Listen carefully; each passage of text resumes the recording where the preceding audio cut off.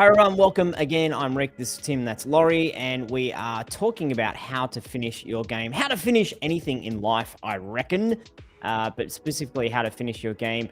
And as always, if you've got any questions, throw them in the chat. If you have any brilliant ideas, throw them in the chat as well. Tim, are we going through a list? Do you have a list today? Are we gonna, am I able to add to the list? Can I be difficult today, please? I think this is much more adaptable to your style today, Rick, because what does that like mean? finishing a game, what does that mean? There's no one single thing that we can tell you. So it's a little bit more of a conversation. We're going to talk about some general concepts, and then I'm sure plenty of people have some questions and problems and things they face. We're going to improv this one, are we? We're going to improv. I like it. Workshop it. Okay. You're gonna draw from your deep wisdom to address this question. Oh, that doesn't. Yeah, that's what's happening. Can I draw from other things? We just Google articles real quick and see how do we finish the game. Wait, that's what I draw from. Yeah, the internet. Okay, cool. So, how do you finish? You know, first of all, can I ask you a question?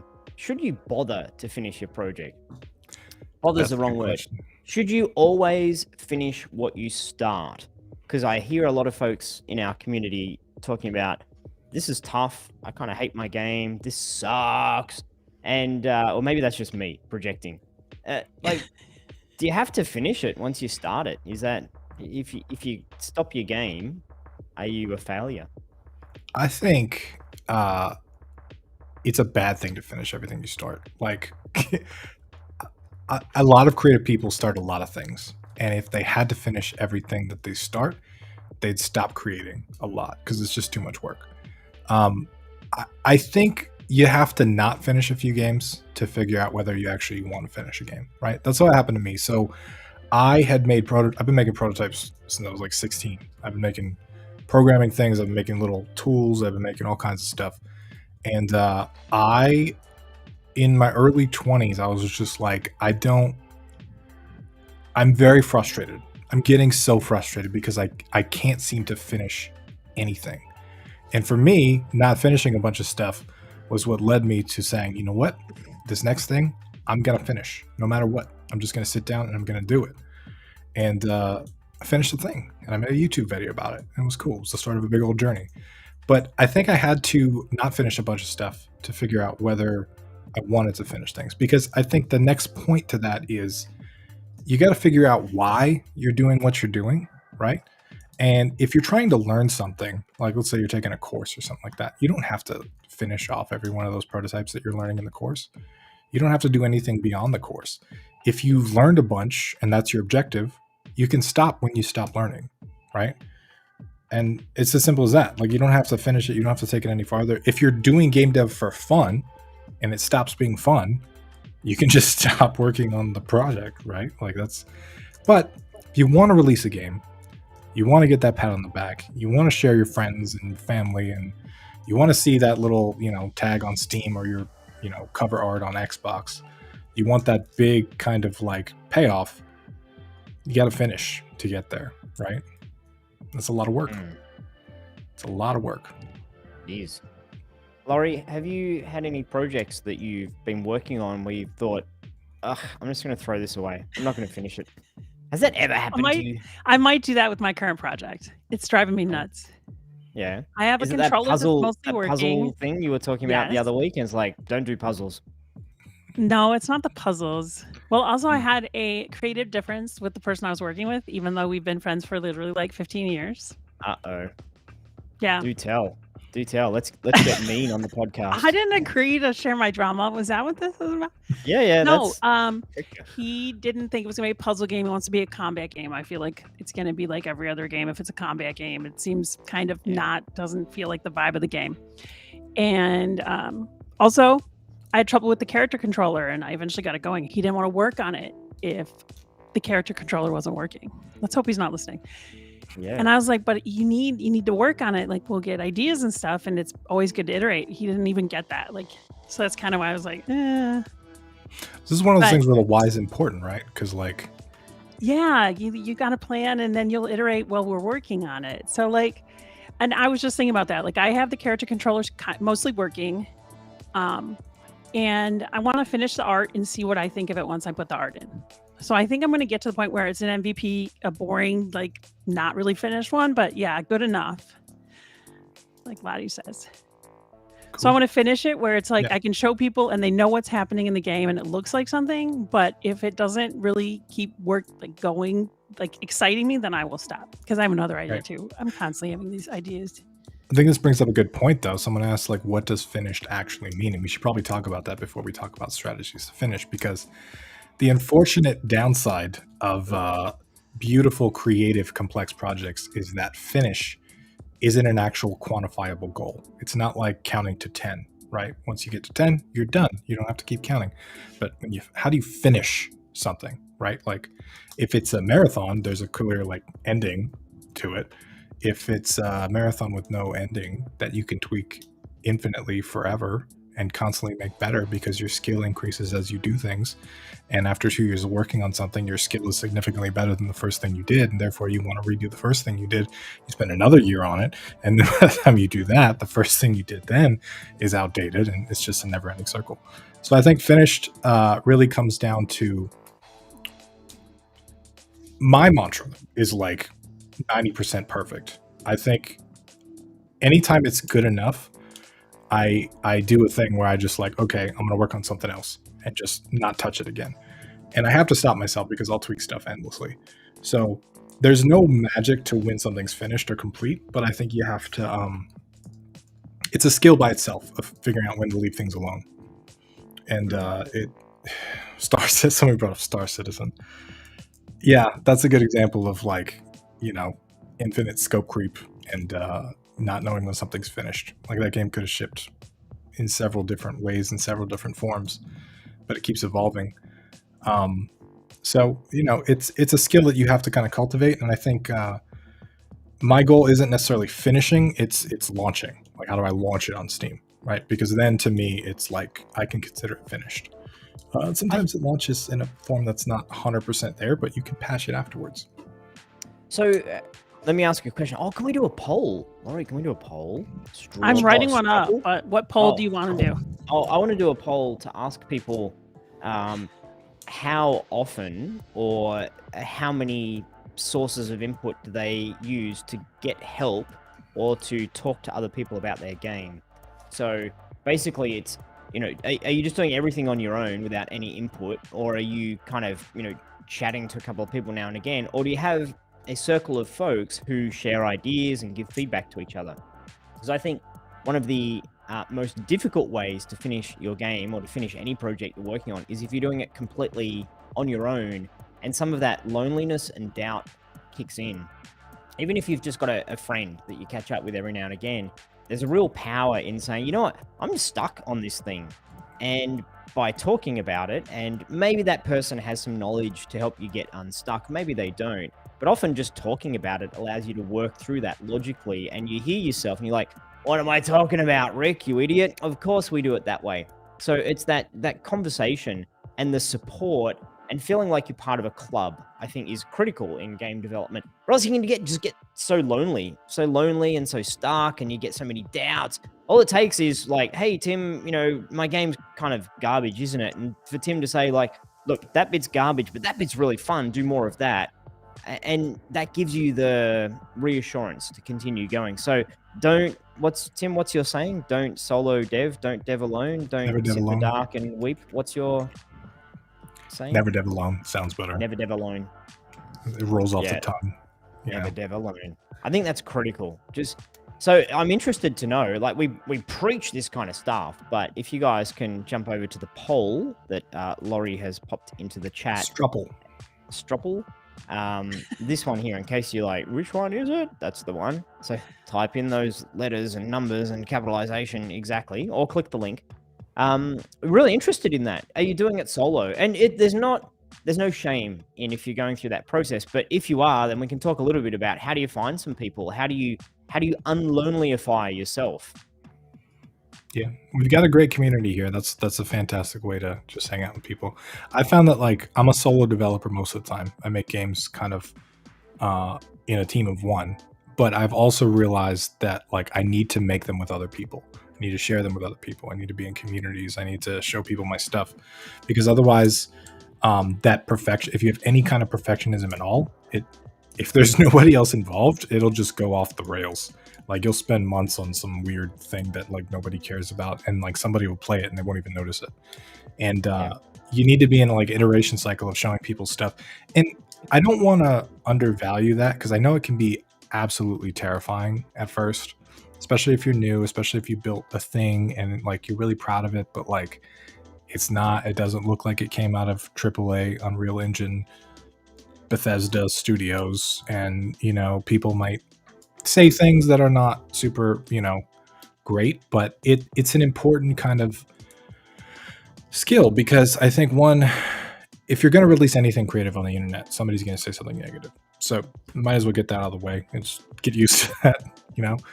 The other thing is, it is extremely motivating when people are super into your thing, right? Like when they love your thing and you lost interest in your thing, suddenly it's like, oh, well, they really like this thing. Well, I can add more stuff to it and, make them like it even more. So it's kind of a two-way street, but it's important it's an important step of the journey, I think. I have a question for you. Where do you suggest you have people test your game or look at your game, or what exactly do you mean by that? Because for me, it's like, I'm developing in Unity. I can throw it on itch or a web thing, but if somebody's doing it in UE, they can't do that. Like, are we doing builds and sharing them with people? Are we showing videos? Good question. You can do that on itch. You can upload your files and stuff like that. You can have a downloadable file.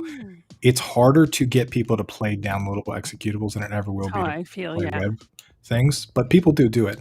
The best way to get people to play your game is to play their game, like 100%. Like, if the more you invest in kind of the community, the more you get back. And I think the mistake a lot of people make when they join communities is it's all about them. Like, I need this thing, give me this thing, help me with this stuff. And if you start the other way around and you start adding value to people's lives and you start helping people with stuff, people are 100% going to show up for you. Like, and I'm the perfect example of that. I started with, you don't have to go my route, but like, I made a bunch of YouTube videos, I created a community, I did all this stuff. And when it came time for feedback, I just had a fire hose of stuff, right? Because I added so much value to so many people's lives. I think that's the best way to do it, honestly. And game jams are a really good place if you're looking for something like that, because the nature around game jams, everybody makes a game in a weekend or whatever, and then the next step is everybody leaves feedback on everyone else's game. So if you are looking for feedback on a thing, obviously you haven't always created in a game jam, so that's not always an option, but if you're looking to start that process, joining game jams might be a really good way to jumpstart getting people or meeting people in general, just finding what people say and stuff. We've got a lot of dialogue in the chat about how do you find people, where do you find people, what do you say to them, how do you team up with people? And it has been an ongoing question I think we've heard throughout the years. How do I team up with someone? And Laurie, you were giving an example of a friend of yours that you teamed up with, and it didn't quite work out because you had different ways of looking at it. I think that's the concern when you work on something together with someone else.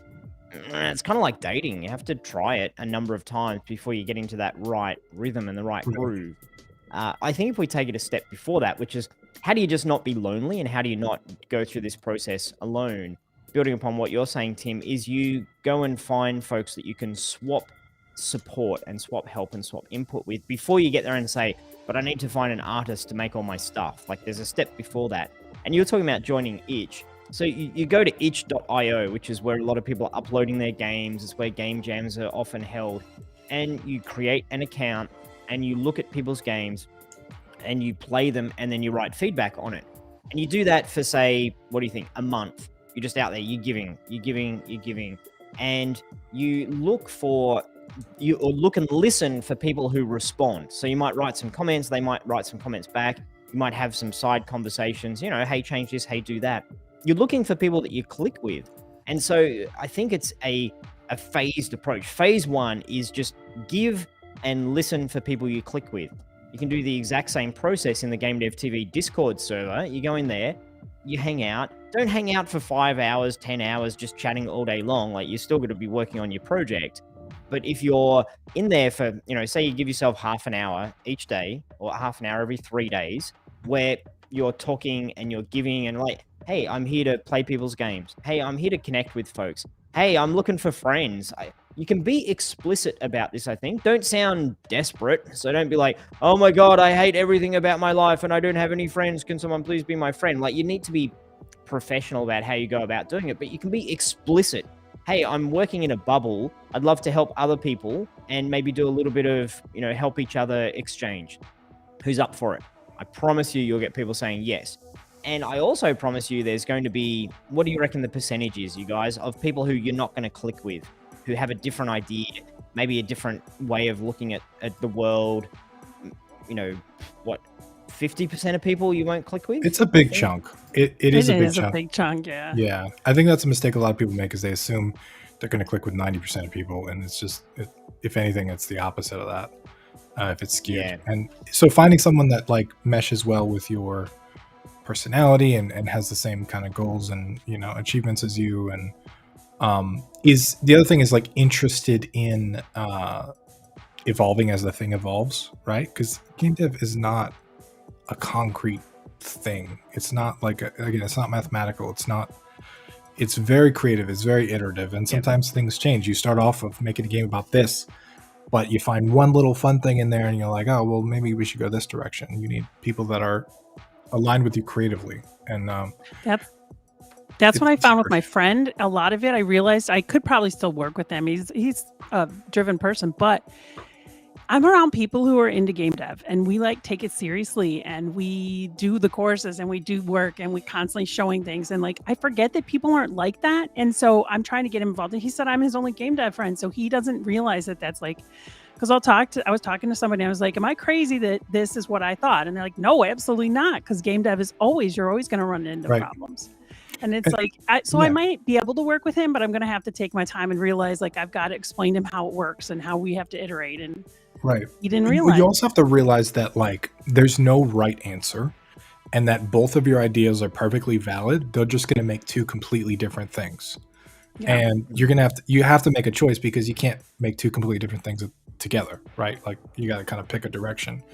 And I think that's the other thing, is like confusing that kind of feedback with taking stuff personally, because sometimes you're like, I think we should take this direction. The person is like, I feel like my idea, and it's like, no, it's not that. I just think this is a better idea. It has nothing to do with you or the person that, who it came from or how we feel about it. But like, if we look at this stuff, sometimes it's not even better or worse. It's just like, you got to go left or right. You just got to pick a direction and go. I like what Lottie said. Do you click with yourself 100% of the time? No, we get I grumpy. don't think anyone does. It's hard to click with people, but you can work on it. You can work with it if they're actually somebody who has the same idea as you do and like the same drive. And right. Let me paint you two scenarios that I think we all see a lot. Scenario one is, I've got an idea. I've been working on my game for, weeks or months, and I'm really into it. It's going to be great. It's going to be whatever, an RTS puzzle game where you can only kill the enemy if you solve some annoying puzzle that Rick can't figure out. Okay, maybe this is not the best pitch ever, but you have to, like, it's an idea. I like it. It's going to be great. It's going to be amazing. Hey, who wants to come work with me? This is going to be great. Someone says, oh, that sounds cool. I'll come work with you. And I say, great. Well, I'm going to work on this stuff, and it's going to be so good. You're going to love it. Can you please make all these things that I don't have time or the skill set to do? Make all those things for me. It'd be great. It's going to be amazing. And then after, I don't know, a couple of weeks, that person just sort of slowly drifts away. I'm like, oh, why does no one share my same excitement? Why is no one as professional and dedicated as I am? That's scenario number one. I'll get you guys to ponder, you guys watching, ponder why that doesn't work. And scenario number two is me saying, okay, I want to make a thing, and I want to just trial people to see if we click well. Who's making a thing? Who needs help? What do you need? And here's what I can do. I can do a little bit of 3D art. I can do a little bit of level design. I can do a little bit of programming. I'm a Unity person. What are you guys working on? What's fun? What's cool? Oh, that seems pretty cool. I'll help you out with that. What's the idea? What's the vision? And so in those two scenarios, scenario number one, I'm saying, here's the thing. It's my thing. Come and help me build my thing. And there's a very high likelihood that after a little bit of time, someone's going to see, wow, this guy really wants to build his thing his way. There's no room for me on this project. The other way, I'm just giving. I'm like, whatever you want, boss. Like, what are we up to here? And if you can establish a good connection with that person, if you can practice, if you can learn, okay, do it this way, don't do it that way. Okay, this is good, that's bad. Learn on a project that you're not passionate about. It's not your project, not your pet project. It's going to go much better. And so is there a hybrid in there? I think there is. The hybrid being, hey, I'm looking to start a new project. I've got a couple of ideas, but really open to work on whatever. However, here are the genres that I'm really passionate about. I love racing games, I love puzzle games, and I love racing puzzle games. Like, they're the 3 genres that I'm really into. Options, Anyone else interested? And then someone's going to come along knowing, okay, we're making one of these genres. They can't get there and say, well, what about we make it, it's a, you know, the cars turn into robots and then you kind of punch each other. Never been done before. You've already given a framework, but then you're really open. What should we do? And you let the other person have their creative input. Right. And I feel this conversation's gone from how to finish a project into how to team up with people, but we go with the flow based upon where the questions come from. Yeah. I think compromise is an art, right? And I think a lot of people look at it as like a bad thing. Like, oh, you think this, I think that. Well, it's compromise. Like, it's a solution to a bad problem. But I think actually when, you know, working with people is its own like skill. And sometimes when you have a thing and you're working on an idea and someone else has an idea that you're like, I don't think that's the best idea. But sometimes it's important to have their investment in your thing, right? Like, sometimes it's important to say, hey, let's put that in, and also be open to the idea that you might be wrong, right? Like, just because you don't think it'll work doesn't mean it won't work. Like, you're not this ultimate end all be all super creature of game dev, even though my ego likes to think that sometimes. Sometimes I literally have to have conversations with myself of like, this is not going to work. There's no way this is going to work, but we're going to try it anyway because I'm not all knowing, right? And sometimes I'm like, yo, that was amazing. Sometimes like, see, told you so. But, you know, I've been definitely surprised more than I thought I would, 100%. One of the other tips, I think, again, we're kind of talking about teaming up. We'll jump back into finishing in a moment. One of the other bits of advice I'd give is create a boundary around a particular set of requirements. So, for example, you know, hey, Laurie, do you want to team up? Oh, that sounds great. Cool. Let's just look at making a really good movement system. That's all we're looking at. Well, the game can go on, but you and I commit to just getting a movement system that's fun and interesting. Let's work on that. That'd be great. And it'll either work or not work. But the expectations are that you're game dev dating for a week or 2. You're not getting married at this stage. Right. Game dev dating. And so we work on that.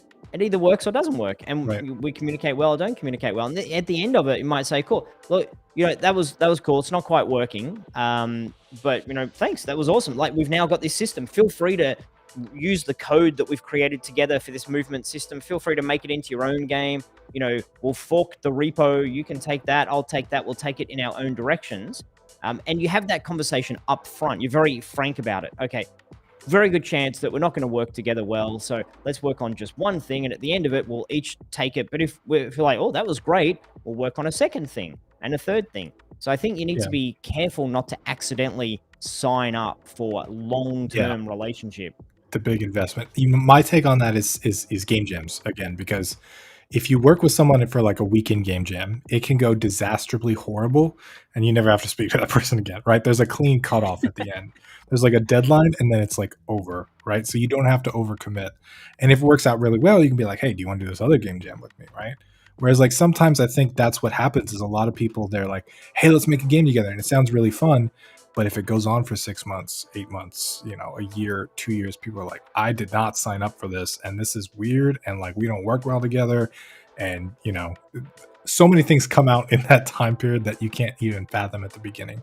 And the other thing is you can't fathom it taking that long because you're like new to it, right? So starting with that like small concrete thing, like Rick said, like a game jam or a character controller or something tiny, and only committing to that is a really good step, because then you can choose whether to go on to the next step. What about this for an idea? Again, how's this turned into a teaming up with people livecast, but not too bad. It helps you finish, though, if you work. It does help you Can finish. I say real quick? I just want to mention this. Eric50 said, teaming up trades compromising for great ideas and help so the game's done sooner. That's why we ended up talking about it, because it makes a big difference. Right. Yes. Yeah, trades are great. Exactly. Exactly. I think as well, if you're looking at how do I find people? How do I team up with people? How do I do that stuff? You could also start by saying, hey, who wants to play some games together? And you can learn a lot about people. Let's have a bit of a chat. Hey, Laurie, what are you playing at the moment? I'm playing whatever. Cool, let's play. Do you want to play that a bit? And again, you can be explicit about, I'm looking to team up with people on projects, but hey, do you want to play some games first, just to kind of hang out a bit and not have the pressure of what should we build? Because that, particularly in a game jam environment, okay, we've got 2 days. Okay, Tim, oh my God, we've got to do all the things and like this. Most of the time, it crashes and burns with new people, 100%. But sometimes it's really awesome. I play with somebody on the server. It's and amazing. I realized we were losing all the time. Literally yesterday, I said, both of us are trying to lead. We can't do this. We can't both lead. So guess what happened today? We are switching off who's leading. We won today. Of course. Oh, I thought you were going to say you made the decision to kick them off. Only one of us can lead. No, I do that too. I was doing that. I was playing solo and duos, and it was, I had down entire squads by myself. It was easier when we had a defined leader, but it's the same idea. Like, it was exactly true. Oh, do you want to see the results of our Stropple? Oh yeah. Let's see Stropple. I forgot we did one of those. Thanks. Just you, a couple of people, circle of folks. Okay, how many sources of input do you use for your game planning? Okay. Game planning and game creation. So a lot of people are solo, and we've talked a bunch about, like, find people to talk to. And this is a really biased audience because we've got a bunch of people hanging out live on a live stream, and a lot of people that we see week in, week out, who, like, little hint for you guys, like, talk to each other because you're clearly interested in the subject and clearly have the dedication to be here week in, week out. So talk to each other and, hey, you seem cool. Do you want to play a game together? For sure. And yeah, it can all happen through text at start. A lot of people are a bit introverted, a bit shy. You can just send a text message on Discord and talk about what you like and what games you're into and what you've created and share your project and play each other. It can all be text for a long time if you're not as socially comfortable with jumping on a call and seeing each other, etc. Yeah. Lori was talking about how she was having communication with, like, leading, and I think that 2 points on that.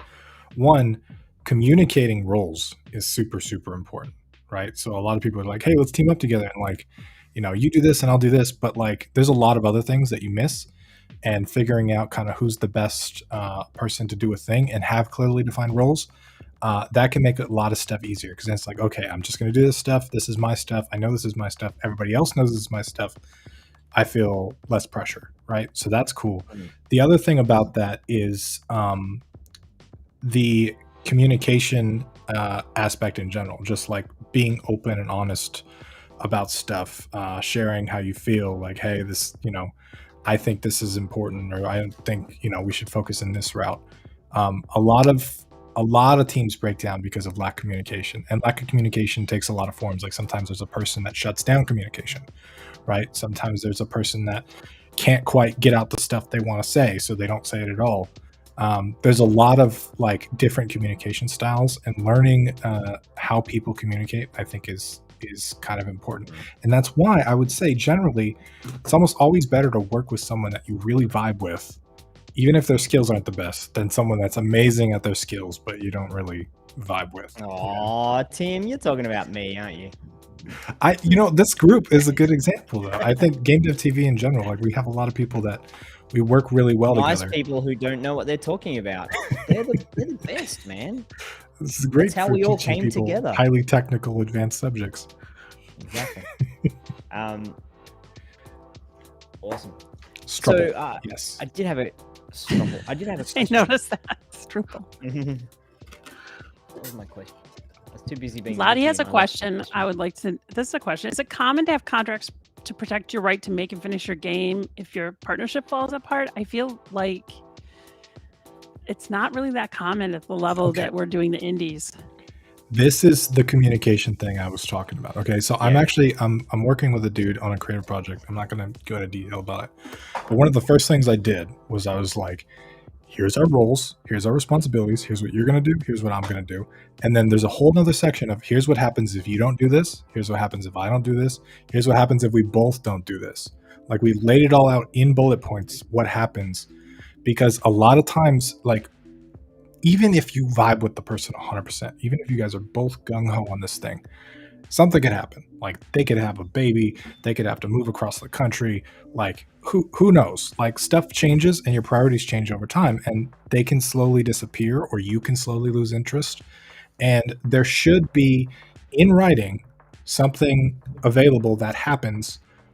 It should be discussed beforehand, especially if you're going to launch a commercial game, because trust me, stuff gets messy once there's money involved. That's People exactly get what I was thinking heated. about with mine. Yeah. Yes. If we make it, it was his idea, and then I've done everything else. So how does that work out exactly? Right. And a lot of times that will go unnoticed, but if the game makes $1 million on Steam, then Right. suddenly it's like, hey, wait a second. Yep. Yeah. So you got to be careful with that stuff, and you should have it in writing, even if it's not like an official signed document, or you don't have a lawyer look at it. And again, I'm not a lawyer, so it's not legal advice. But just having it in writing, having an email, having it saying I agree, something like that, is miles beyond not having anything. Because then at least you have it in writing, and you can point back to it and say, this is what happens, and this is all this stuff. 100% you should talk about I'm just that. really quickly showing you what, in email format, this is the extent of what I would write up. It doesn't need to be legally binding. This might not hold up in court, but at least we know what the deal is, and there's no confusion. If one of us drops Right. out of the project, then the by when project before it launches, then the other person owns it all. Like you can do it really simple. It's important to have how much money, what the split is with money. It's important to say what happens if someone drops out. It's also important to say if someone stops working effectively, and then define what that means. Define that. So, for example, if someone's not contactable, if someone does less than an hour's work, if someone's not getting their tasks done, this is the part that you need to be take a little bit of time to say, how do I actually define it? If someone stops working, then the other person needs to give one warning, etc. Like you have a conversation. It could be, hey, Tim and I are talking. Hey, Tim, you and I, what are our rules? What do we want to have? And let's make it equal. Let's write this together, and then we'll just send it. And I'll write an email that says, here's what we discussed. Do you agree? I agree. And then you send back, and you like, I agree to this, and that's it. And like I said before, that might not hold up in a court, but it's going to hold up between Tim and I, because at least we can say, oh, okay, yeah, that was what we agreed to. Okay, that's cool. So what have we covered in here? It's who, the finances, if someone quits, if someone stops working properly or effectively. What else do we need in here? Decision making. So Tim is final decision maker for all art decisions, the sound effects, and Rick is final decision maker for whatever, etc. So you see how, even if like this is not a legal document by any means, right? But you see how immediately the clarity of the partnership is much more clear, right? Like I know what I'm supposed to do, you know what you're supposed to do, we know what we get out of it, we know what happens if we stop working. Communicating all that up front is super, super important, and making sure everybody's on the same page, because words are weird. Like I can say a word to you, and you guys can have a completely different understanding of what that word means, depending on your culture or your location or anything like that, right? So don't just say, oh, we'll split it 50-50, because then like some people might think that means split the actual work 50-50. Some people think that means split the equity 50-50. Some people think that means the money, right? Or like you have to define what you're talking about in terms and writing it all down, because you never know, right? Like, yeah. And it's hard if you've not done this sort of stuff before. You might not know, but the important thing is to have a conversation. It would be, hey Tim, it's gonna be great working together. Are you cool if we just write a little document about what's going on? Yeah. You can point them to this part of the video where we're talking about. So I was watching these guys, Tim and Rick. Oh, they're the same name as us, Tim and Rick. Talking about, this is me getting all meta in terms of they've ruined that word. Damn them. Anyway, so you can point to this part of the video and say, we'll just write a thing out just so we know what's going on. And if the other person's like, how dare you, I refuse to do that. Like, well, good thing we found this early. But most people are going to say, yeah, cool, let's write it down. So Hey presto. Okay, so let's talk about finishing your project if you're working on stuff. Probably should go. Let's talk about a little bit of solo stuff because we did a lot of Solo team stuff, yeah. stuff. Yep. There is I a lot of think- I solo, think- yeah. Yeah. I'd say one of the really, really critical things to do is to reduce procrastination opportunities. And so I ask both of you guys one at a time. So what is the first thing you reach for if you're not feeling it? If you're supposed to be working on your game and you're like, this bit's really difficult, I can't find this bug. What's the first thing you reach for to distract yourself? Physically. What would it be for you, Tim? Okay, this is really weird. I have a clothespin. I know this is so weird. Okay, I used to have a fidget cube. I lost it, but whenever I'm having issues, I like reach for something on my desk and like fidget with it. And I don't know how I ended up with a clothespin. I don't even have a bag of clothespins. I don't even know where you buy these things. But I own this, and I mess with this, and I click it. Sometimes I take it apart, and sometimes I don't know. Just like touching something is important to me. Do you have one too? Tell me you don't do this. Tell me I'm the weird one. I use mine to prop my chair up, but I'm the whole live stream I'm hanging out. I'm fiddling. This is a USB thing that I'm fiddling with. You're just messing with it. Okay, I'm not alone. Spoons that I play with. I try not to make it obvious that I bounce all the time, so I'm like my feet constantly are going underneath the desk. But I'm like, is it showing? You'll see me. I had to disconnect my cameras installed on my wall because I cannot have it on my desk because I vibrate it too much. I keep bouncing. So that's a fidgeting thing. What's the distraction that you would be? Is it a game? Is it websites? Is it Reddit? Is it? Mine is actually Blender or video games. Could be social media, but a lot of times I use that to look through and get ideas of what's going on or like check up on what's going on. So I'd say that's more marketing. But I would say video games or Blender. Calm yourself down. Discord or Reddit is probably my thing. Playing a game, like Eric 50 says. I think for me it's YouTube. Like YouTube often starts as a legitimate research tool, but the problem with YouTube and the problem with any of these sorts of distractions, a game, anything, is if you're like, I'm just going to go do something legitimate, and you walk into a hall full of carnival excitement, you're like, come play the thing, come ride the roller coaster. You're like, I need to go over there because I'm just walking through the carnival to get something important. Ooh, roller coaster. And so I think some of the strategies that I've done is I have one browser and one browser profile for work and one browser profile for not work. And so it works out pretty well, actually, because within our GameDev.tv team environment, we use Google Drive and Google Login. So all of my stuff, all of the work-related things.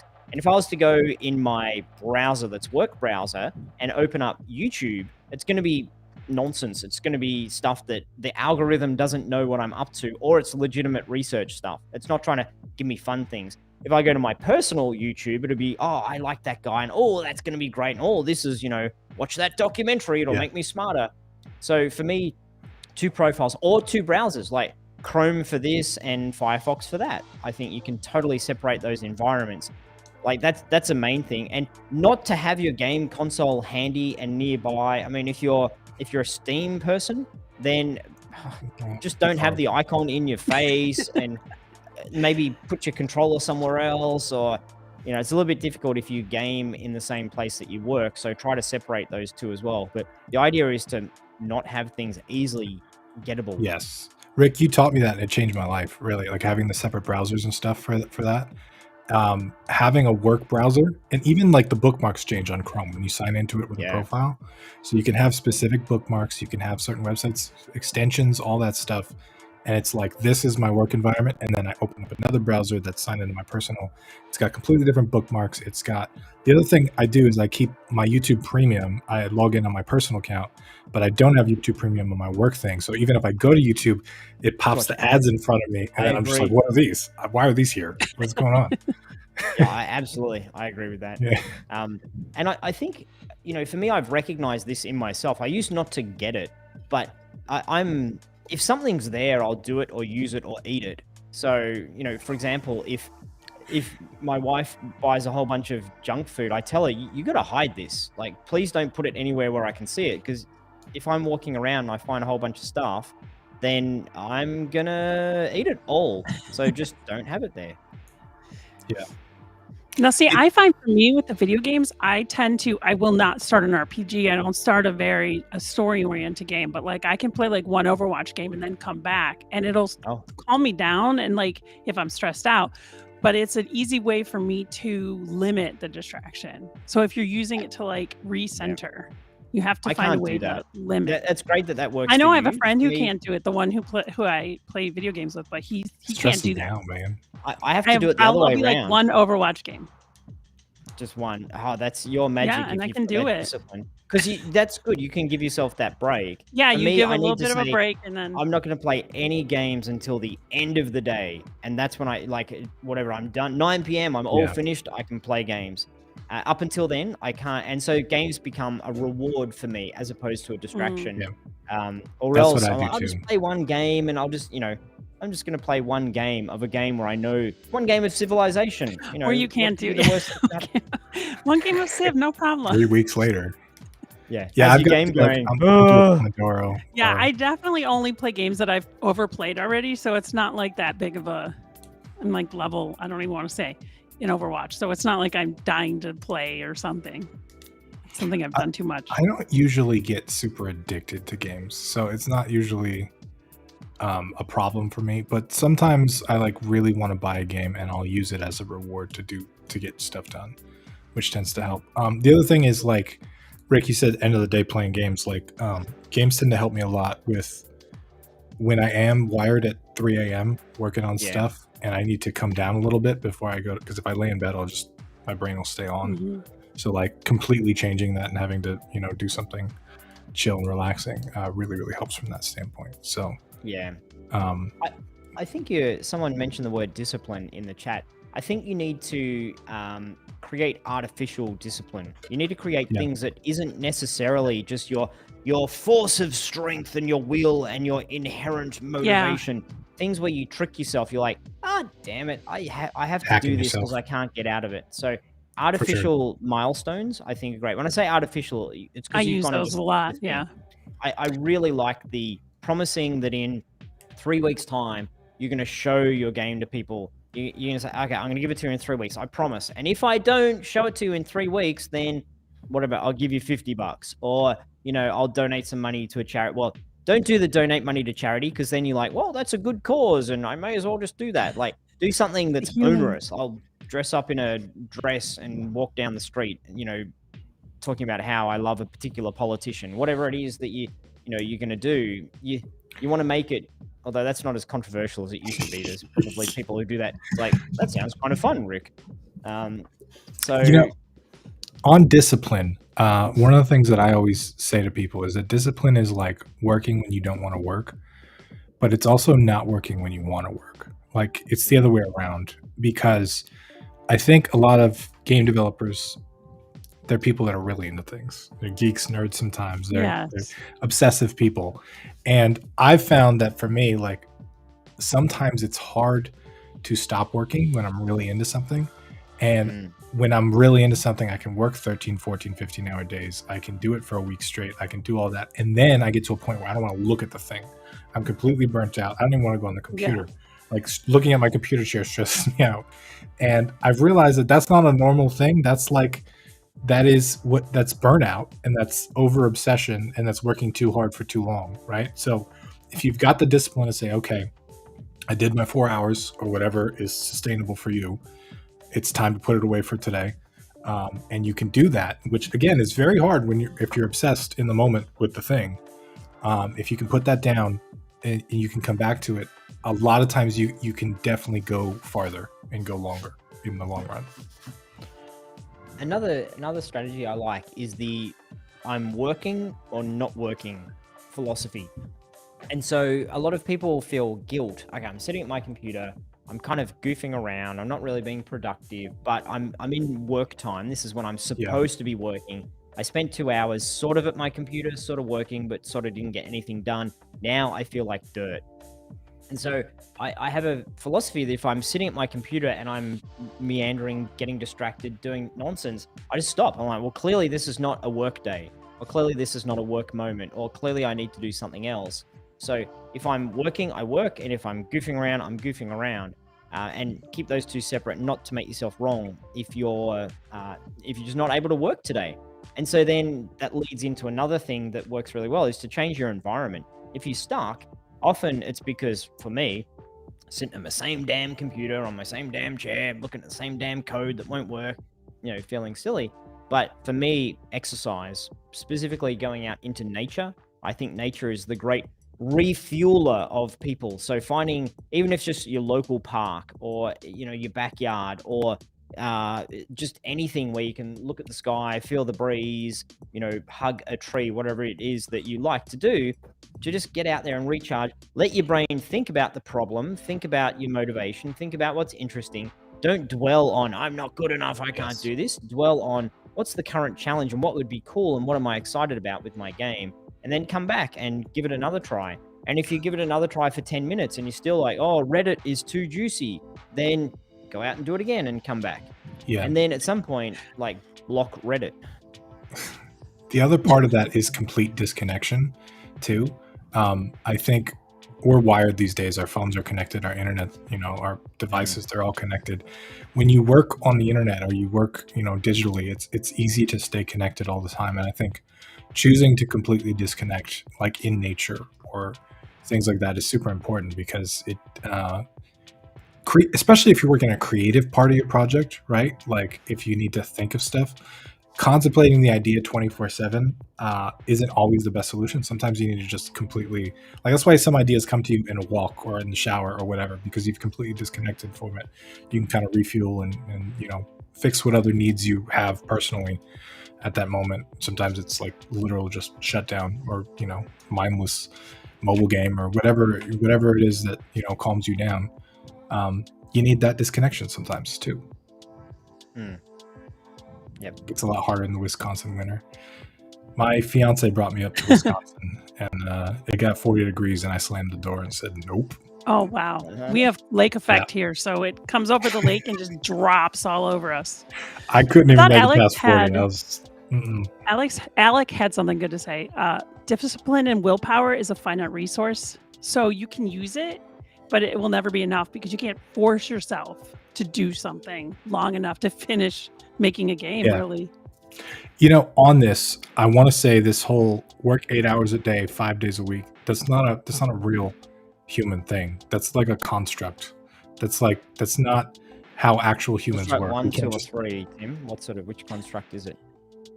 Construct 3 is the best. But it's a human engineered concept that is not representative of the way that humans work. It's cyclical. It's in, it's out, it's on, it's off. It's sometimes you do it for 3 days straight and lose sleep. Sometimes you don't feel like doing it for a month. I think trying to force yourself to do something like that it may work for some people. Again, everybody's different, but for me, I found that trying to stick to that kind of schedule doesn't work as well. But for me, I've found that, for example, 4 to 6 hours a day is a really good amount of time that I can get focused work out of, right? And if I focus on the stuff, the time that I can put in to getting things done, and I can be my clearest and my most productive, I can get more done in those 4 to 6 hours than I ever could in a 10 or 12 hour day, because I'm focused and I'm productive. The other thing is having a break in between those 4 to 6 hours somewhere, 2 hours or 3 hours, or even sometimes I've done 2 blocks of 4. That works okay, especially if they're 4 or 6 hours apart, like 4 hours in the morning, 4 hours in the evening, something like that. I've experimented with all kinds of stuff, but everybody has something that'll work for them. And sometimes those things change too. Sometimes it might work 1 year and then the next year it doesn't really work for you. It's totally okay. You're not weird. You're just human. And trying to fit into this weird mold of 8 hours a day, 5 days a week, and then only weekends off, it's just not how humans are. I don't like weekends off. I like kind of it being more consistent. It doesn't make sense. Why would I not do any work on Saturday or Sunday? What is about those days where I can't work on those days? Yeah. Not only that, but This like brings nothing up was a open. question I have Doctor's offices or about. anything. Sorry, people say all the time that you should work on your game a little bit every day, at least a little. Do you both agree with that? Like, even if it's like 5 minutes? I think it's Say good that to again. be I'm I sorry. mean, I think missed the not question. being consistent is one of those things that can cause you not to finish your game. I think it's really important that you're consistent. And, you know, we say work on it a little bit every single day. For me, it's a case of building your framework so that you can do that. Rather than just saying, okay, I'm going to do that, you need to look at it and do an audit to see if that is even possible. So if you're busy, if you've got zero time on 5 days of the week to do that, then it's not going to happen and you're going to feel frustrated. Oh, I'm not being consistent. Yeah. So then it could be you work every weekend for a year. Like that's how you roll. So I think the word is consistency as opposed to it being prescribed. It must be every single day. If every single day works for you, fantastic. Yeah. If that burns you out or you just don't have space to do that, then cool. Yeah. And for me, the whole, you know, building the framework, I would say start with the absolute easiest aspect of your project and work on that first, rather than diving into the most difficult part. And I think the easiest aspect of your project is getting your workspace organized. So for me, if I sit down, my desk is a bit trashed. I've just moved office like 2 days ago, and my desk is like, I don't need that. Why is that there? Why have I got 3 mugs on my desk? So if I'm looking and saying, okay, I need to get some work done today, I'm not going to do any work. I'm just going to get my environment sorted. I'm going to get all this stuff off my desk. I'm going to get all, you know, new batteries in my mouse if it's been playing up. I'm going to get my my project. I'm going to get the right things downloaded. I'm going to go download that asset pack I've been talking about. Just get everything ready, everything prepared, so that if I was to sit down and click on that button right there, I'm good to go with nothing else getting in my way. That would be the absolute first thing that I would do. The second thing that I would do is I'd say, okay, cool. I've done all that today. I'm not going to do any work on my project today. I'm just going to get my environment sorted. It's going to be easy. Everyone can clean their desk. How hard is that? Everyone can, you know, get the new keyboard if their old one's busted. Like, get yourself set up so you don't have but I just hate this chair. Like, get all those things out of the way. And then say, tomorrow, I'll do it tomorrow. And then tomorrow, what I would do is I'd wake up. If I had a day job, I'd wake up an hour earlier than usual. Set the alarm, wake up, or if I've actually got the time to do it, and I would go for a half an hour walk and listen to motivational stuff. And this for me really gets me going when I'm listening to, you know, that powerful Les Brown, Tony Robbins, Zig Ziglar, Darren Hardy, Brendan Burchard, like all these folks who have got lots and lots and lots of videos out there, lots of things. You can just be listening to it through YouTube or wherever. And I'd listen to that for half an hour, just absorb it, then being like, don't give up on your dreams. It's really important. Go for it. You know, make sure you've got this. And you absorb that, but you're also being active. Your body is flowing. You're getting the blood flowing. And then I'd come back and I'd be like, yeah, I'm on a high. And I'd sit down and I'd work. And because previously, yesterday, I'd cleared all the nonsense out of the way, I'm not going to be like, yeah, let's do it. And then sit down and be like, my keyboard doesn't work. This chair's not comfortable. So those two go hand in hand, I think, for a process. And then on top of that, you can follow the philosophy of do the absolute minimum and then stop. Do 1 minute work on your project. Just get one thing done, or whatever, 5 minutes or 10 minutes. Don't try to do a 7-hour stint. Okay, I'm going to go on my thing, get all motivated, get excited, sit down, and I'm going to do 10 minutes. That's all I'm going to do, 10 minutes, and then I'm going to stop. I'm going to prove to myself I can do 10 minutes. The next day, I'm going to do 10 minutes again, 10 minutes again. Then maybe it's 15 minutes, maybe it's half an hour. But you want to start and build momentum without having the wheels fall off. And what a lot of us do is we try to go too big, too soon. Like, I'm going to have a big session and it didn't work and I hate it and I hate myself. So you want to be looking at this momentum over the course of 2 to 3 weeks. And after 2 to 3 weeks, you're like, I'm in the groove. I got this. I can do it. Like it often takes that amount of time to turn around the oil tanker. A philosophy that's worked for me too. Like, there's this whole concept of like no 0 days, where no matter what, every day you do a thing that's, even if it's 60 seconds of work, like you do it. But I've also noticed that sometimes I skip a day, and a lot of people when they miss a day, they get really discouraged. Like this happens with diets, this happens with all kinds of stuff. And then they're like, I already failed. Like, you know what? I'm just going to go off the deep end. I don't even need to do my thing again or eat some bad food or whatever I got to do. Right. And I think that is a really good opportunity to well, a lot of people take it as a failure, but it doesn't have to be. And so I've kind of adopted a thing of like never have 2 bad days in a row, right? Where I'm gonna not do things some days. I'm gonna make mistakes. I'm gonna just not work on my thing. But I never do that 2 days in a row. And what that means is like if I have to do it every other day and like do the bare minimum and just barely get by, I can, and that's totally okay. But what that does is if you stick to like rules like this and you start treating it like a hard rule, not a soft rule, not a rule that can be bent or moved, but it's like a rule, like you got to follow it. Your brain starts to think in those terms, and then after a couple of weeks, like Rick said, you no longer think like, should I do it today? It's like, well, I didn't do it yesterday, so I have to do it today. Like it's not it's no longer a question. It's no longer a opinion. It's a rule that you operate by. Takes time though. I've got another question for you guys. Do you have anything in your life that you use to kickstart your feeling of I'm getting on top of my life, like I'm doing well? Do you have an activity or a task or a thing in your life where you say, okay, I can do this. Like this one is easy, and when I get in momentum from that, it flows into other parts of my life. Like anything in our lives? Like anything. Well, I'll give you an example. For me, if I'm feeling unfit and unhealthy, then it becomes really difficult to feel momentum from a work point of view. So I'll often get there and say, I'm just not going to try to do anything nifty from a project point of view for a couple of weeks. I'm going to eat well. I'm going to make a commitment where I don't eat junk food. And I'm just going to go whatever for a run 3 times a week, sorry. Or I'm going to just walk around the block. Yeah, so much running.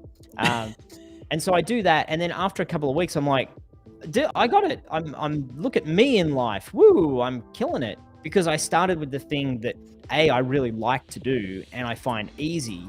But then it says to me, I am that kind of person who can make a commitment and fulfill it. And then it becomes a lot easier to do that with work, the project in front of the computer. So I'm wondering if you have anything that kickstarts yourself that way. I've had a couple of them, and I can kind of share them. I think social pressure for some reason has always worked really well for me. So when I was making YouTube videos saying like I make a video every day, like no matter what, out loud to people and putting that on my YouTube channel helped me make a video every day. And there was times like a hurricane came through and I lost power for 3 days. I had major toothaches. I had severe sunburn, like all kinds of stuff happened in that time period where I was just like, you know what? I promised them a video and they're expecting a video. And then after, a couple months of that, people would say like, I really look forward to these videos every morning. And like, I'm like, oh, people are actually paying attention. Well, I definitely can't fail them now. So that kind of thing worked for me. The other one that's worked really well is like, for some reason, like beach visits. It's similar to like walks in nature, like you were saying, Rick, but like beaches in Florida are absolutely amazing. And going to them, I developed this thing where when I started going to the beach, I noticed the water would always be different. And at first I was like, why can't it just be calm? Like, why's it got to be rough today? Or like, whatever. But I noticed it was never just calm or rough. Sometimes it was going sideways. Sometimes it was like, there's undercurrent sometimes. And after I was going to the beach consistently for a while, I started noticing like it changed in my head. I was like, what is the water going to do to me today? Because I would go in the water every day. And some days it would mess me up. I'd get scrapes and just get pummeled. And some days it's like, we're going to chill today. We're just going to float and, not move at all. And I started really enjoying that like experience of, I have no idea what this is going to do, but I'm going to go in it and I'm just going to absorb it. And like, when I get out of that, it's like, I feel super energized. And actually that worked really well for me because I would do a 2 to 4 hour chunk of work in the beginning in the morning. Then I would go to the beach, do that for 2 hours. And by the time I came back, I was like ready for another, 4 hour chunk of work. I was just like, this is great. Like, let me just do this again.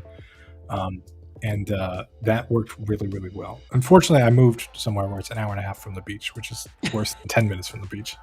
So you drive to Yeah. the beach an hour and a half, It'll and then be hang a out whole at the day beach, and then thing. drive. I miss that, man. That was one of the. I'm definitely, when we move again, that's something I'm paying attention to because I absolutely loved it and it worked so well for me. Yeah. I'd say for me, it's keep going. Like, just keep trying to go ahead. If I'm stuck on something, if I do just a little more, I can keep going. It's never actually stopping. I think that's how I deal with that whole getting stuck. It's like if I keep working on this, I'll eventually get back into it. For sure. And it does. Like you pick up over time. Like if you stay consistent like that and you stay focused, you get blocked. Some things are happening where you're like, but I think the cool thing about game development in general is that sometimes you're really blocked on the programming, but you can work on the art for a little bit, right? Or you can work on this stuff. And in doing that, you're kind of like, oh, well, maybe I don't have to program it that way. Maybe I can just change the art to make it work. And you can kind of have this like weird collaborative sense of stuff with yourself where you can kind of get unblocked with creative solutions. I also think those are, especially people that do programming and art, they're two different parts of your brain for sure. And going back and forth between them is kind of that disconnection we were talking about. If you're focused on programming, it's a very heavy mathematical, logical side, and Blender and drawing and stuff like that is very artistic, and it frees up a different part of your brain that you don't make sure you don't kind of use it too much, which is cool. Syneth had an interesting comment. They have a list of tasks for the day they write up in a Discord, and then they talk about what they didn't achieve the day before. That's cool. Which is actually similar to what Daryl Cross said. They were scheduled the day before, and then it helps with that. And I think that helps me too, like the concept of it. I was doing that for a while in a Discord working. I had my own Discord, me and one of my friends, I mentioned it, and he joined and he never looked at it again. But I was posting what I was working on every day, and it helps. It helped me keep going and realize, oh, I did do stuff yesterday. Oh, that's cool. Yeah. And the other part of that too is writing to-do lists for tomorrow. That really helps me kind of keep the loop going as well. I think they brought that up of like sometimes game projects are complex, and I've noticed that it has been a block for me before of like not really knowing what part to work on, or just like what should I do. But if I'm working the night before and I'm doing a bunch of stuff and then I'm like, okay, these are the 3 things I want to get done tomorrow, boom, boom, boom, I write those down. When I sit down, just like Rick said, you got your chair, you got your screen, you got everything set up for you. You also have the list of things you need to do. It just removes an extra barrier of sitting down and getting your stuff done, which helps. Also, if you have a full-time job, it's really easy for like your entire RAM to just be wiped during the day, right? Like whatever you were thinking last night is just gone because you've done a bunch of other stuff and you're not in it. So being able to resync yourself back to where you were is important, and paper or Notion or Notepad or Evernote or all these tools can kind of help you with that. If I was to, just another distraction conversation, if I was to watch over your shoulder for you guys for an hour, what notifications would I hear or see in that hour? Or maybe over the course of a day? What would I hear? What ding or what pop-ups would I see from each of you? That's a good question. I was going to put the straw poll aside on that. This is dinging my brain. Straw poll in the thing for what is bothering people and stopping them from finishing their game. Sound good? Let's do that. Let's figure out. Let's do it. For me, I've got no notifications. My phone stays silent 24/7. I do not like things interrupting me at all. The only thing that interrupts me, I have my Windows calendar synced to my Google Calendar. So 10 minutes before, it'll go ding, you have a meeting in 10 minutes. That's the only thing that interrupts me because I cannot stand dings and notifications. Occasionally, like when there's a family crisis. Sorry, Tim, to interrupt. Laurie, it looks like you've got double I did. URL I don't there. know what happened. Strupple. Sorry. Strupple. It posted twice. Let's see if it fixes it this time. There we go. So, Tim, if someone needs to call you, how do you, like, oh, there's an emergency, pick up your phone? Sorry. Sucks Wow. for you. No, okay. So Mate, fun you're fact. gonna be a bad husband one day. Well, you're gonna get in trouble, man. I needed you to say what sort of soap I needed to buy from the store. I went through this a lot because I was like, what if somebody calls me for like an emergency? Like, what if things happen? And there's a setting on my phone for the do not disturb, which is you can enable certain people. So I can say my mom or my fiance can call me. There's also a setting on my phone that says if anybody calls twice in a row immediately, then it'll ring. Okay. So I do get So if you're a notified. telemarketer watching right now and you've got Tim's phone number, just call twice. I unfortunately keep it on do not disturb and sometimes silent, which nullifies everything I just said.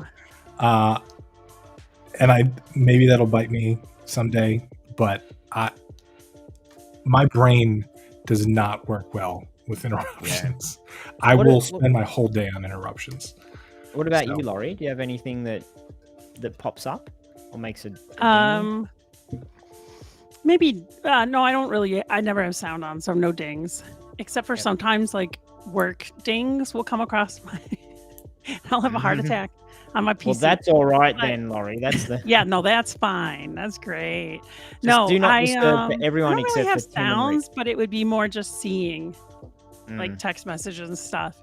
And because I have a family, I have to make sure that I can I see what they send. But otherwise, it's I don't know. It's not that bad. I can distract myself more effectively than my notifications can distract me. Okay, gotcha. Yeah, I think there's a lot of the Windows like automatic pop-up type thing that happens. If you're at home now and you have emails pop up and get in your way, oh my goodness, you're not getting any work done or any social media. So my advice is to find how to turn all the notifications off and turn them off.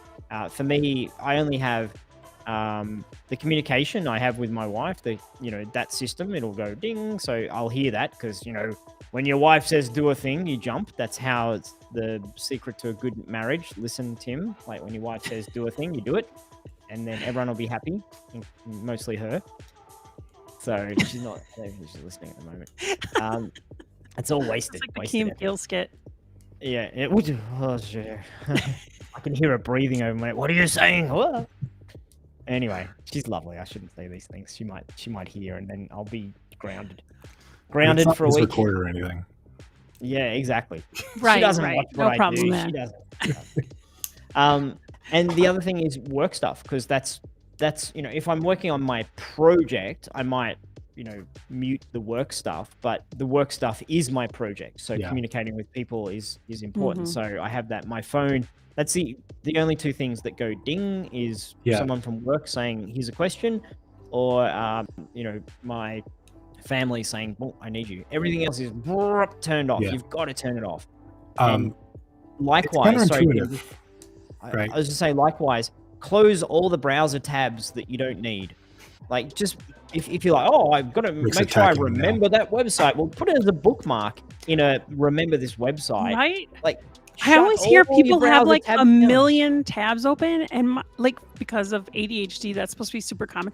I can't deal with that. It overwhelms me. I'll do it in bookmarks bar. Now that don't even look in there. Who even knows what's happening in there? But it makes me feel better. And I can't do that. I literally have to have very limited things open, or I will be in all of the. Well, what's that over there? And the other thing, like if you're in Chrome, I don't know the other browsers well enough, but in Chrome, I've got tab grouping. So if it's something I'm looking at, multiple times throughout the day, and I don't want to close it and open it and close it, then I'll have them in a grouping, close the grouping. So if I need to go grab them, click, whoop, there it is. But I regularly find myself like, how the heck have I got 20 browser tabs open? Why do I need these? Oh, I need that because they're reminders. So rather than having them a reminder there, write them down on your piece of paper, put it in your backlog, then get rid of it. Or else every time you open up your browser, look at Tim, he's like, oh my God. Every time you open up your browser, it's like, hey, here are all the things that you should really be doing that are more important than the thing you're trying to do right now. I made a big mistake. I bought an ultra-wide monitor, and I put 48 gigs of RAM in at the same time. You can have all the tabs open, man. You can I, have it. that's the big How many mistake. tabs have you got going in your browser right now? Don't I go close don't them. want I have Just multiple count them. windows with We want multiple to shame. tabs. This That's is how a bad name it and is. shame. No, I can't even. I'm refusing. Are And I they just so small restarted. now you I can't just even see restarted what's on like them? 3 hours ago, and it's already bad again. I have 4 and then 1 with the straw poll. Because otherwise my brain will be the think you straw poll win. takes up 1. I can't. I'll end up sending over the stream like some other thing that I have open that I didn't mean to show. I mean that it will absolutely happen. So I like get everything's fine. around it by opening new windows with no tabs, and then I'm like, this is the browser I'm working in. Now it's fine. And then like it gets full, and I'm like, okay, this is Amazing. overwhelming. Let me open up a new window. I do that though, and then I shut down my computer, and I like my main browser thing that's got the 7 or 10 that I look at all day long, and then I've started a new window. But then whichever one you close last is the one that's going to pop up first. So yeah, I'll do that, and then I'm like, cool. I'll just look at the browser, and there's only one tab in there. I'm like, how do I? Anyway, Control Shift T brings back all the tabs you've just closed. If you didn't know that in Chrome, Control Shift T. Try that. Close down the tab, and then whoop, it comes back again. Great. I've got this weird thing where out of sight is out of mind for me. And actually, the monitor has hurt me in a lot of ways, but it's helped me in a lot of ways because there's a lot of room on it. So like here's my stuff. Here's my Slack next to my Photoshop, next to my browser. And like I can see it all at once. And it's just like, here's all the stuff I'm doing right now. And it's cool. I was up to 5 at one point, 5 monitors. 5. I think my max is 3, but I think this monitor. I had reasons for all of them. Okay, all of them had reasons. Okay. When I was streaming, what are those reasons, Laurie? Are they good reasons or just reasons? File and Photoshop and embroidery software and connection to embroidery machine. That's 4 already. Sometimes you need it for sure. What was Netflix? When I was streaming, I felt like I work really well with 2 monitors. Like I need 2 monitors just to like. I do too. Yeah, for sure. And then streaming, it's like I need a 3rd one for the chat and all the settings and all that stuff. So I was up to 3, but I have found with the ultra. I think this is a 42-inch ultra wide, and it's got an ultra wide resolution on it. So it's pretty much 2 monitors together. So that's helped me. I don't really ever maximize anything because there's just way too much room. So it's like I can kind of fit 2 things or 3 things side by side. Then don't you spend a lot of time realigning, resizing things? Like, I've got that one there, and then I need to drag, get it in the right spot. Yeah, I wouldn't be able to handle it. I'd drag them to the side or not. Yeah, for me, I'm like, just flick it on another monitor and full screen it. Close your darn tabs and windows. I agree with that. I should share it with you guys just kind of see how my stuff's laid out. Come on, show us what you got. What kind of things are on there, though, Tim? This is like my, hopefully nothing. We need more votes. We didn't get as many. This is like an example of like, so I've got everything I'm doing here with Restream. I've got my Discord. I've got this. Sometimes I'll have Slack open. Got my multiple windows and stuff and just a lot of stuff. Oh my gosh, you have them like. Yeah, I mean it's big enough to where it's perfectly fine. It's like Do you have it set up with your? Because I know you use a Streamdeck. Do you push a button and all your windows go to the right spots? I got a bunch of hotkeys right here mounted. I actually built the whole mount on. I have a monitor up on an arm, and then I have the Streamdeck mounted to the bottom of the monitor, so I can literally just press buttons. And I actually have shortcuts to programs on my Streamdeck too, so I don't like go through the Windows bar and navigate and find the thing. I just have a button right there for Photoshop, which is cool. Yeah. Cool. That's the other thing with like out of sight, out of mind is I can look over here and I can see all the apps too. So it's like, I don't know why that's helpful to me, but I like seeing everything. Otherwise I forget it exists. Yeah. So if anyone has any questions, anyone watching live, have any questions about anything at all, not just finishing your project, but if it's about finishing your project, that's great. Let us know. We'll see if we can answer them the next 5 or 10 minutes. Laurie, how did we go with that poll? Did anyone answer in the poll? Or somebody sent the wrong link, so I got less people voting.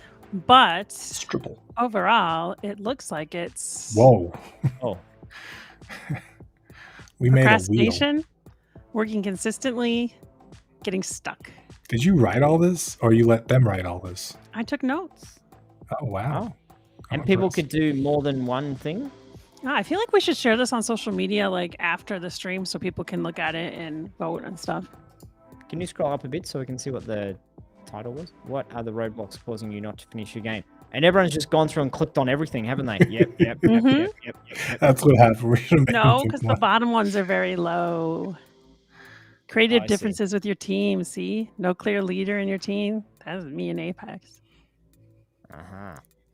I'm not surprised procrastination is it, because it's definitely it's Not a big working thing. consistently, Well, not let's knowing what to talk finish about next. procrastination just for a moment. I think procrastination happens if you don't know what to do, you don't want to do it, or you Don't know how. well, they're mostly the things. You don't know how to do it, or you just don't want to do it. You don't believe in doing it. And so it's really important that you look at, first of all, if you don't know how to do it, what's the solution? Go ask someone.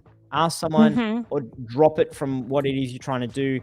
If you're getting stuck on a thing, get rid of the thing.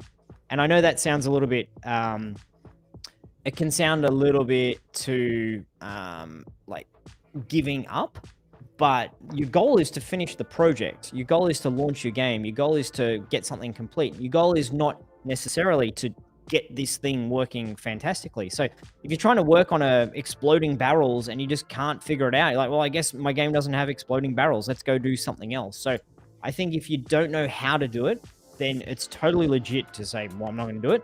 It's also really important to ask for help, take some time to research, dig into it, etc. That's I don't know how to do it. And I don't want to do it. That's critical.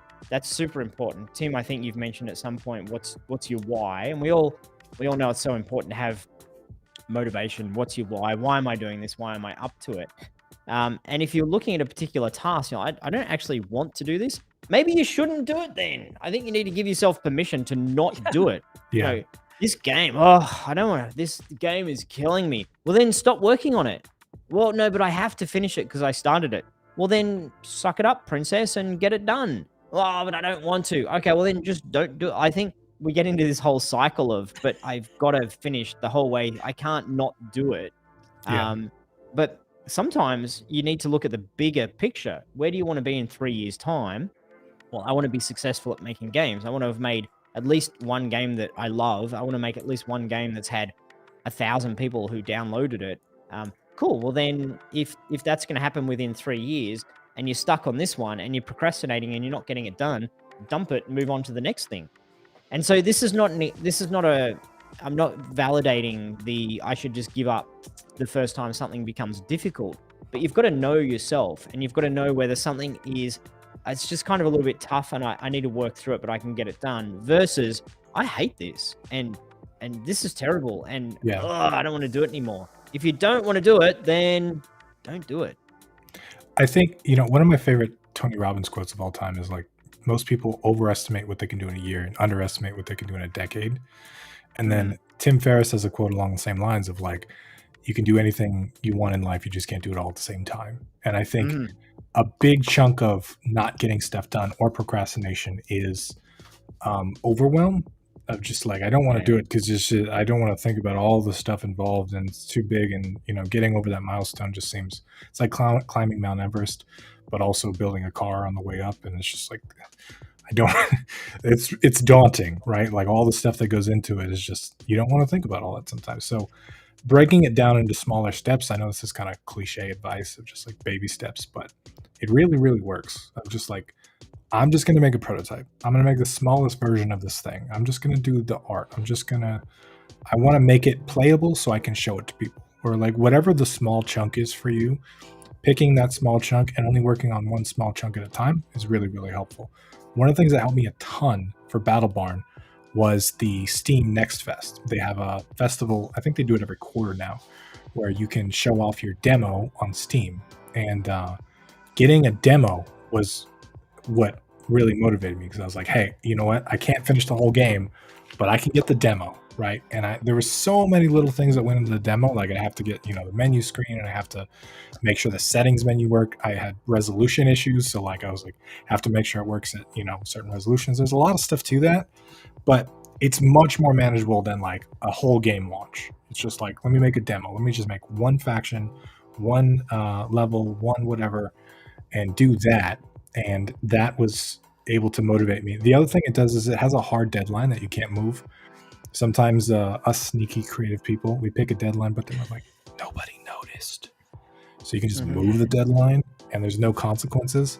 Having a hard deadline like a Steam Fest where your demo's got to be live or people can't see it is really, really motivating. And it can kind of like have this like hoorah moment of just like, let's work towards a thing and then do a thing and achieve a thing, even though, you know, I feel like for me, it has a bigger impact than if I did that all on my own with a deadline I randomly picked, right? So tying to an event or a festival or something like that, I think can really, really help. Like even like people said, resolutions, New Year's resolutions, like, you know, you got what, like, you know, a month left in the year. If you wanted to get something done, you could.